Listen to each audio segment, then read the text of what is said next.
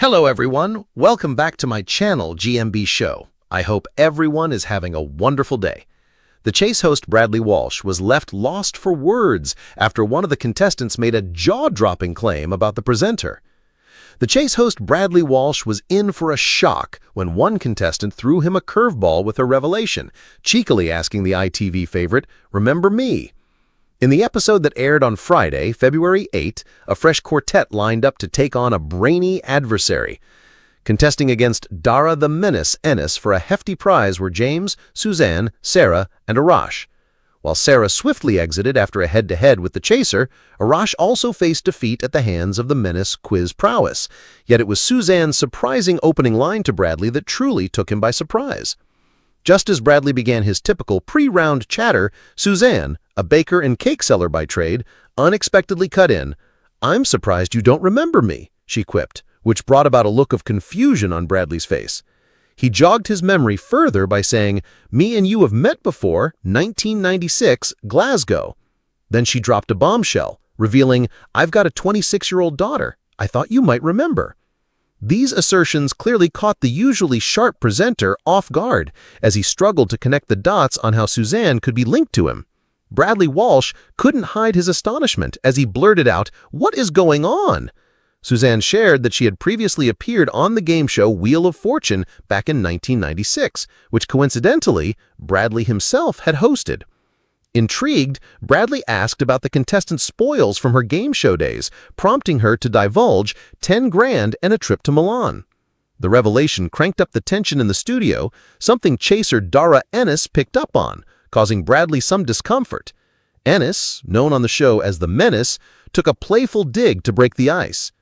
Turning to the contestant Suzanne with a cheeky comment, he said, "So you've been on a quiz show with Brad before?" He then teasingly added, "Which means he's hosted a quiz show. You can never tell." As the lighthearted banter continued, Suzanne boldly decided to take Dara's daunting offer of £50,000. Despite her previous triumph on Wheel of Fortune, luck wasn't on her side during the chase, and she was ousted by the Menace. The spotlight then turned to James, the remaining teammate, who was left to brave the final chase solo with a hefty £80,000 on the line.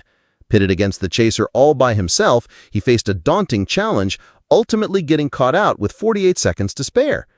Bradley Walsh had seen it all, or so he thought, but today's contestant made him freeze mid-laugh, mouth hanging open, eyes blinking rapidly as the studio lights glared above. "Okay, David from Manchester," Bradley grinned, reading the card. "You're a youth worker, yeah?"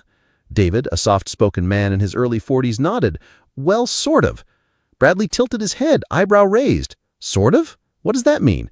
David shifted, glancing nervously at the audience before exhaling, "I was actually a lion tamer for 12 years before this."